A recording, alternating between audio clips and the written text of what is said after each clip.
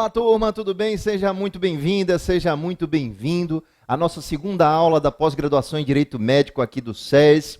É uma grande satisfação para mim estar aqui mais uma vez com vocês. E como vocês sabem, como vocês viram na primeira aula, essa nossa segunda aula nada mais é do que uma continuação daquele ponto inicial que a gente viu na primeira aula na semana passada, tá? Na semana passada a gente viu uma introdução geral sobre o direito médico, de onde veio essa expressão direito médico aqui no Brasil. Vimos como se constitui o objeto do direito médico, que é a relação atualmente, na perspectiva pós-positivista, é a relação paciente-médico. A gente viu que o direito médico se divide em sentido amplo e em sentido estrito. Vimos também as possibilidades de responsabilização dos profissionais da saúde, dos médicos em específico, e caminhamos no sentido do entendimento da natureza jurídica dessa relação na esfera civil. A gente terminou a aula anterior fazendo uma provocação sobre se é mesmo de natureza de consumo essa relação na esfera civil, está a relação estabelecida entre o paciente e seu médico. Teria mesmo uma natureza consumerista, como a parte majoritária da doutrina e da jurisprudência aqui no Brasil entende, ou seria ela uma relação sui generis especial, o contrato de tratamento, essa relação, essa avença estabelecida entre as partes, demandaria efetivamente institutos e normas específicas à semelhança do que acontece em outros países, tá? Então, foi isso que a gente discutiu e vamos continuar nesse ponto 2 aqui, nessa nossa segunda aula, que faz parte da aula 1, analisando os contratos de tratamento, o que são essas figuras no direito alienígena e onde a gente pode encontrá-las aqui no Brasil. Vamos fazer uma análise da jurisprudência na apreciação da responsabilidade civil e aí começar a discutir os institutos e nunca perdendo de vista que essa nossa aula introdutória é, na verdade, um panorama, é um guia de boa parte das coisas que a gente vai ver aqui de forma mais aprofundada ao longo do curso, tá? Essa minha segunda aula, como eu falei na primeira aula, houve uma modificação em relação à dinâmica das aulas do SES, das pós-graduações anteriores. Essa é a nossa terceira turma da pós em Direito Médico. As turmas 1 e 2, 2019.1 e 2019.2, tiveram as aulas gravadas em 6 blocos de 25 a 30 minutos. Então, caso você conheça algum egresso ou algum aluno que foi das turmas anteriores, você sabe que as aulas eram maiores, assim como foi a aula número 1 que eu gravei. Só que de agora em diante, salvo algumas exceções, todas as aulas serão um pouco menores, inclusive essa eu vou tentar adaptá-la a esse novo formato, que são aulas menores de 6 blocos, só que de 15 a 20 minutos. Por que isso, professor Timbó? Pelo seguinte motivo, as aulas com 6 blocos de até 30 minutos ficavam muito extensas, eram extremamente cansativas para os professores gravar de uma só tomada, de uma só vez, né? Porque são, afinal de contas, 3 horas falando de maneira monológica. É diferente da sala de aula, quando o aluno interrompe, quando você tem uma discussão, então termina sendo muito cansativo para vós. E os próprios alunos, ali a partir do 15º minuto, o poder de concentração da aula gravada pelo ecrã já não é tão grande. Então, em função do feedback dos alunos, em função do feedback dos professores, nós do SES adaptamos todas as nossas aulas da pós-graduação para esse novo formato de 6 blocos, de 15 até 20 minutos. Então, de olho na tela, começando especificamente essa nossa segunda aula, como eu falei, vamos tratar do contrato de tratamento, direito comparado e análise jurisprudencial. Como só aprende quem revisa, revisar é tão importante do que estudar, do que aprender, tá? A gente segue aí, revisando a aula anterior. A gente viu na aula anterior a origem do termo direito médico, que vem ali da obra seminal do professor Genival Veloso de França, de 1975, o seu conceito em sentido amplo e em sentido estrito. Em sentido amplo, seria o que a gente chamava antigamente, e alguns doutrinadores chamam ainda de direito da saúde, ou seja, é o estudo de todas as relações jurídicas que gravitam a relação entre o paciente e o médico. A relação do paciente com a operadora de saúde, a relação do paciente com o SUS, a relação do hospital com o fornecedor de prótese e de medicamento, todas essas relações, analisadas em conjunto, seria o direito médico em sentido amplo, que é o que a gente vai estudar aqui na pós. Agora, um foco muito grande é dado no direito médico em sentido estrito, que é aquele ramo que estuda especificamente a relação jurídica estabelecida entre o paciente e o médico. Por quê? Porque essa é a relação fonte. Essa é a relação que dá origem a todas as outras. A medicina existe desde que existe o doente, já dizia Hipócrates. Então, essa é a relação necessariamente fonte. A gente viu quais são as esferas às quais pode ser apreciada a relação paciente-médico. A gente viu que, por um mesmo fato, um mesmo erro médico, pode-se apreciar essa relação tanto na esfera civil, quanto na esfera administrativa, junto aos conselhos, quanto na esfera criminal.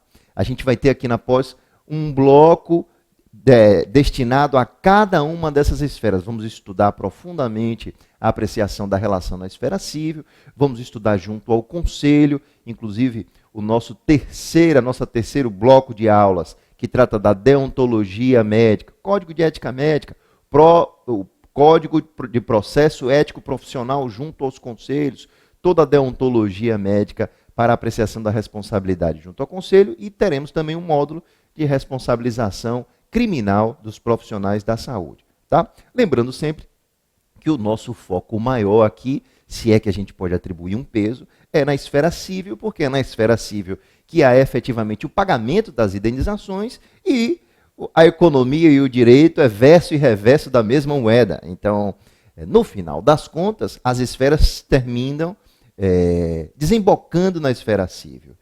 De acordo com a nossa experiência, regra geral, o que há, seja na esfera criminal, seja na esfera administrativa, o que se busca é um fundamento para a absolvição ou não na esfera civil, que é onde vai haver o ressarcimento, onde vai haver a reparação pelo eventual dano moral sofrido pelo paciente.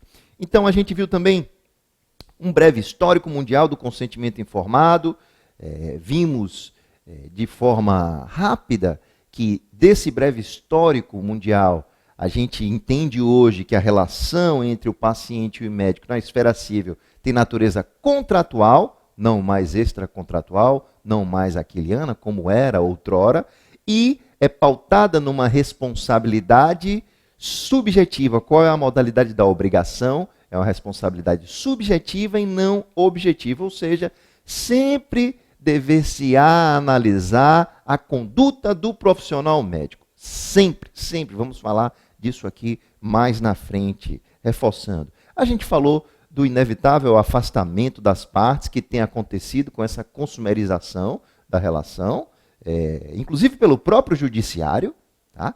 Que é uma consumerização à qual nós somos terminantemente contrários, peremptoriamente contrários a essa consumerização. É absurda essa consumerização pelo próprio judiciário. Vamos conversar sobre isso. Conversamos na aula anterior e vamos continuar conversando aqui. Apesar de toda a boa intenção de proteger o paciente, essa é aquela típica solução que mais prejudica do que ajuda na relação paciente-médico. Tá? Porque, antecipando logo aqui, pelo simples fato de que se o judiciário diz, médico, você é um mercador da saúde, então o médico se lança numa aventura empresarial, fazendo publicidade moderada, fazendo determinadas coisas que não são adequadas à profissão. Já que o judiciário diz que eu sou um mercador da saúde, que é uma relação de consumo, por que eu não posso fazer publicidade do antes e do depois? Por que eu não posso fazer um cartão de desconto? Por que eu não posso fazer um tratamento gratuito, como é que chama? Uma degustação para meu paciente, para que, se ele gostar, ele... Por que a deontologia médica veda todas essas coisas? Porque não deve ser uma relação de consumo. E aí, quando o judiciário, de forma equivocada, bate essa chancela, aí realmente estamos atualmente no pior cenário possível no que tange a relação paciente-médico no sentido da judicialização. Daí, inclusive, a própria importância da nossa pós em direito médico, porque o horizonte de curto e médio prazo é realmente ainda de aumento da judicialização da medicina. A gente seguiu falando do enquadramento consumerista, os pressupostos da responsabilização civil, os pressupostos, vimos ali, e aí sobretudo para você que está do outro lado, que não é egresso de uma faculdade jurídica, de um curso jurídico, é o ato, a conduta do sujeito, o nexo de causalidade entre a conduta e o dano, e a culpa. Então, esses são os 4 pressupostos, elementos da responsabilidade civil. Vimos exemplos práticos de culpa em sentido estrito, negligência, imperícia e imprudência, e vimos as diferenças processuais práticas entre o enquadramento consumerista e o enquadramento civil, estrito sensu, o qual defendemos. Começamos a abordar a incompatibilidade entre o Código de Ética Médica e o CDC, a antinomia entre o CDC e o Código de Ética Médica, que não são diplomas que conversam, tá?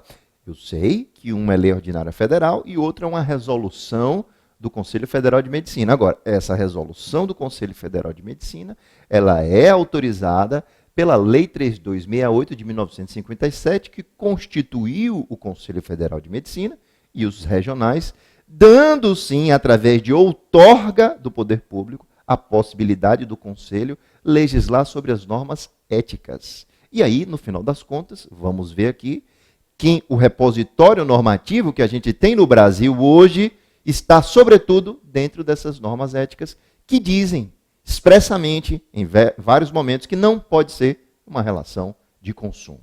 Então, de olho aqui na tela, a gente terminou praticamente a aula anterior tratando disso, né? O artigo 2º da Lei 12.842 de 2010, a Lei do Ato Médico, que define o objeto da atividade médica, ela começa nada mais do que repetindo artigos do próprio Código de Ética Médica, o Código de Ética Médica anterior, a Resolução 1939, e o atual, que diz o seguinte, olha, artigo 1º da lei diz o exercício da medicina é regido pelas disposições dessa lei, e o artigo 2º, que traz o objeto da atuação do médico, que é a saúde do ser humano e das coletividades humanas, destacado aqui na direita. Deixa eu colocar aqui minha canetinha.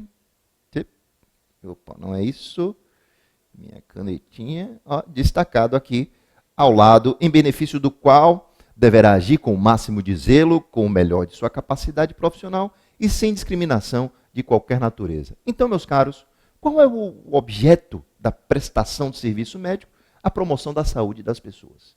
E aí é o primeiro ponto básico. Não é a obtenção de lucro, tá? Não é uma atividade mercantil e empresarial. O que o empresário busca? O retorno financeiro de sua atividade. O que o médico busca? Primordialmente, não pode ser isso. Porque se for isso, ele vai virar um doutor bumbum, como a gente falou na aula passada. O que é que primordialmente o médico deve buscar? E todo profissional da saúde deve buscar? A promoção da saúde das pessoas. Porque se eu coloco o lucro em primeiro plano, a minha tomada de decisão fica equivocada. Indo para a tela, então, o princípio fundamental número 1 e 2 do Código de Ética Médica, como eu já falei, nada mais é do que aquilo que já está positivado na Lei do Ato Médico, no artigo 2º da Lei do Ato Médico, e o Código de Ética Médica, como a gente já viu também, em várias passagens, expressamente contraindica o enquadramento da relação paciente-médico no regime consumerista. Vamos ver? Ó, a medicina é uma profissão a serviço da saúde do ser humano, isso a gente já viu, acabamos de ver. Princípio fundamental 9, a medicina não pode, em nenhuma circunstância ou forma, ser exercida como comércio. Princípio fundamental número 10, o trabalho do médico não pode ser explorado por terceiros com objetivos de lucro, ou seja, o médico não pode estar envolvido dentro de uma cadeia que busca o lucro. Não é a cadeia que vai determinar a conduta médica. O médico tem que ser isento a essa cadeia. Ele pode até trabalhar num hospital privado, claro. Ele pode ser credenciado a uma operadora de saúde, mas nem um hospital privado, nem a operadora de saúde podem determinar no tratamento médico. Por quê? Porque se eles determinarem, e eles objetivam o lucro, eles vão interferir na saúde do paciente, no objeto da relação. Tá?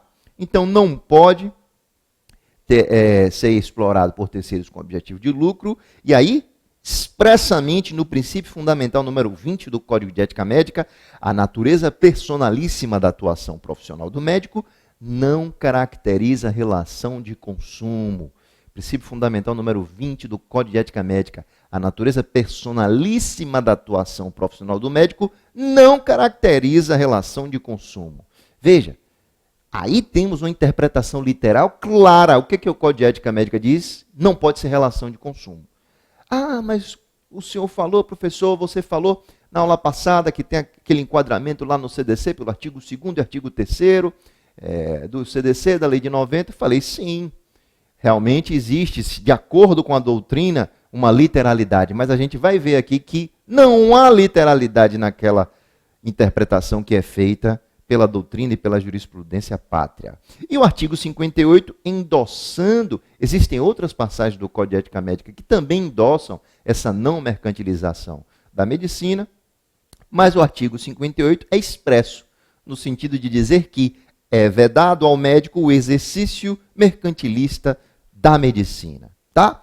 Ainda, falando do Código de Ética Médica, a gente pode compreender, e nesse estudo, essa possibilidade hermenêutica tem que ficar bem clara na cabeça de você, que está fazendo direito médico, que se foi positivista um dia, tem que começar a ser pós-positivista, de entender que a gente vive numa lacuna jurídica, porque não tem lei ordinária federal específica que trate da relação paciente-médico em suas devidas filigranas. Não tem lei que trata de prontuário, não tem lei que trata de consentimento informado, não tem lei que trata das filigranas, das vicissitudes da relação paciente-médico.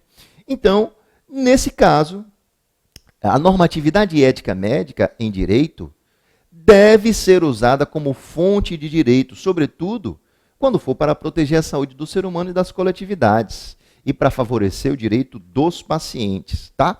E aí, a gente não pode esquecer o artigo 4º da LINDB, da Lei de Introdução às Normas do Direito Brasileiro, que diz o seguinte, olha, quando a lei for omissa, o juiz decidirá o caso de acordo com a analogia, os costumes e os princípios gerais de direito. E quando a gente fala de contrato de tratamento, qual é o princípio geral de direito? Aliás, é o princípio reitor do nosso ordenamento jurídico, está lá no artigo 1º, inciso 3 da Constituição, o princípio da dignidade da pessoa humana. O direito à saúde está diretamente relacionado com o princípio da dignidade da pessoa humana, e como não temos uma lei ordinária federal que verse especificamente sobre o contrato de tratamento, é preciso que seja feita essa ampliação com os princípios gerais de direito, abrindo a janela para que a normatividade ética médica preencha essas lacunas. Tá? Exemplo disso, temos aí, ó.